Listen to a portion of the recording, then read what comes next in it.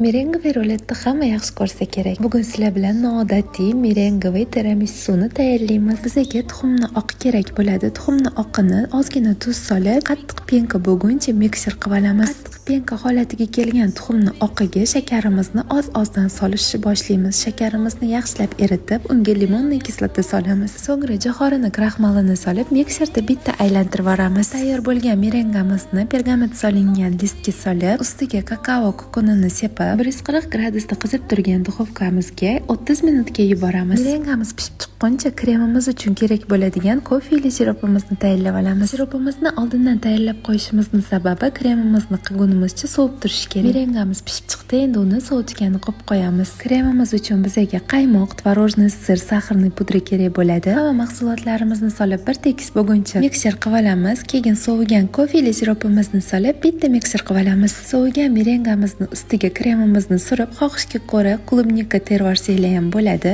Rulet qilib o'rab olamiz va ozgina qolgan kremimizni ustiga bezak uchun ishlatamiz va 30 minutga morozilkaga qo'yib qo'yamiz. Agar oramizda kofeni sevib iste'mol qiluvchilar bo'lsa, albatta bu retsept ularga juda ham qo'l keladi. Albatta tayyorlab ko'ring, yoqimli ishtaha.